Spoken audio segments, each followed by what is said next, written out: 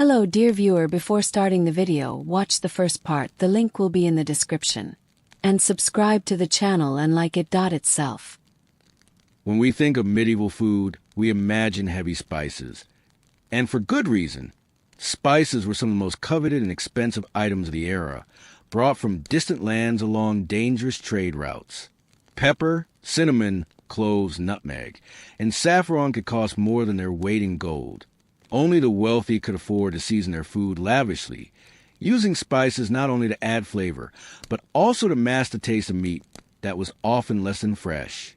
Herbs were common among all classes, but exotic spices set apart the feasts of kings and nobles. The demand for these rare flavors fueled trade between Europe and Asia, shaping politics and economics in ways food alone rarely does. But beyond spice, medieval cooks also relied on vinegar, mustard, and fermented sauces like garum, a pungent fish sauce inherited from Roman times, to add complexity to their meals. Flavor in the Middle Ages was as much about status as sensation. Water was often unsafe to drink in the Middle Ages, leading to the rise of fermented beverages as daily staples. Ale and beer were the most common drinks for peasants, brewed at home or in local taverns. They were nutritious, hydrating, and relatively safe from waterborne illnesses. Ale was typically low in alcohol, consumed throughout the day like a mild tonic. Mead, made from fermented honey, was sweeter and often associated with celebrations or the upper classes.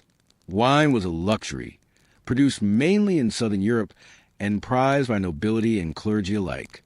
Monasteries became centers of viticulture, perfecting techniques that still influence winemaking today. For many, drinks also had medicinal or religious significance, herbal infusions for healing, or sacramental wine in church. Whatever the class or occasion, drinking was deeply embedded in medieval culture, shaping social life around a hearth and table. In a world without refrigeration, preservation was essential. Medieval cooks mastered techniques to stretch their food across seasons, salting and smoking meat and fish to keep them edible for months, drying fruits and herbs to capture summer's bounty, pickling vegetables in brine or vinegar to survive harsh winters. Salt was the most precious preservative, often a cause of trade wars and taxation. Food storage was a science as much as an art. Cellars and smokehouses were carefully designed to keep perishables safe. Without these methods, famine was a constant threat. And with limited harvests and unpredictable weather, the ability to preserve food could mean life or death. Through these practices, medieval people sustained themselves year-round, proving resilience in the face of nature's challenges. The medieval diet was not uniform. It varied widely by region, climate, and culture. In England and Northern Europe, hearty grains like barley and rye, root vegetables, and salted fish dominated. France, with its fertile soils and wine culture, leaned toward richer dishes, combining fresh herbs, butter, and meat. Italy introduced early pasta, olives, and citrus fruits, the beginnings of Mediterranean cuisine's enduring legacy. In Scandinavia, preserved fish and wild game were staples, along with hearty vegetables and berries.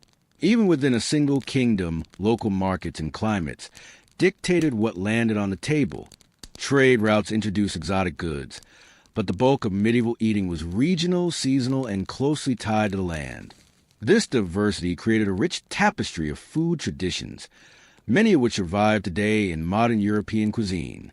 Medieval diets also included foods that surprised modern palates. Wild game like boar, hare, and even swan were prized but difficult to acquire.